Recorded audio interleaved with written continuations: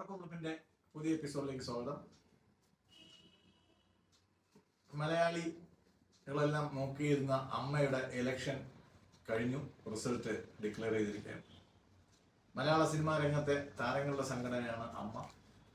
അതിൽ ഏറ്റവും കോൺട്രവേഴ്സ്യൽ ആയിട്ടുള്ള മത്സരം നടന്നത് പ്രമുഖ അഭിനേതാവായ ദേവനും ശ്വേതാ മേനോനും തമ്മിലായിരുന്നു. പ്രസിഡന്റ് സ്ഥാനത്തേക്ക് ശ്വേതാ മേനോനെ പ്രസിഡന്റായിട്ട് തിരഞ്ഞെടുത്തു.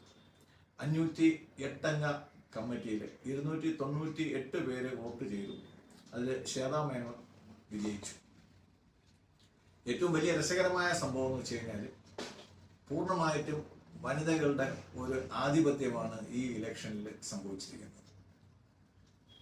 ലൈംഗിക അപവാദങ്ങളെ പറ്റിയിട്ടും തൊഴിലിടത്തെ മാന്യതയില്ലാത്ത പെരുമാറ്റത്തെ പറ്റിയിട്ടും ഹേമ കമ്മിറ്റിയുടെ റിപ്പോർട്ട് വന്നതോടെ അമ്മയുടെ ഭരണ സംവിധാനം ആകെ തകരാറിലാവുകയും അഡ്വോ കമ്മിറ്റി വരികയും ചെയ്തു. അഡ്വോ കമ്മിറ്റിയാണ് ഈയിടക്കാലമൊക്കെ ഭരിച്ചിരുന്നത്.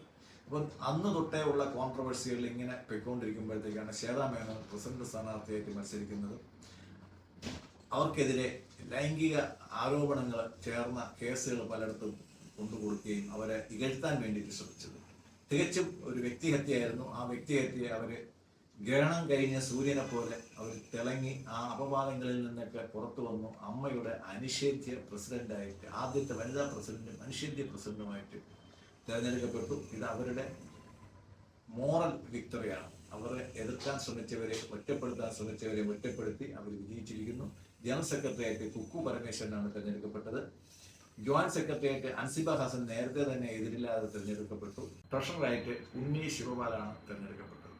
അങ്ങനെ ഉണ്ണി ശിവപാൽ വെച്ചിട്ട് ബാക്കിയുള്ള ഓഫീസ് ബെയറേഴ്സ് സ്ത്രീകളാണ്. ഇനി വൈസ് പ്രസിഡന്റ് സ്ഥാനത്തേക്കുള്ളവരുടെ ലിസ്റ്റ് നമ്മുടെ ഉടനെ വിടുന്നതാണ്. എന്തായാലും ശ്വേതാ മേനോനെ വളരെ വ്യക്തമായ ഭൂരിപക്ഷത്തോടെ തിരഞ്ഞെടുത്തു. അമ്മയുടെ വോട്ട് ചെയ്ത എല്ലാ അംഗങ്ങൾക്കും അഭിനന്ദനങ്ങൾ. നന്ദി, നമസ്കാരം.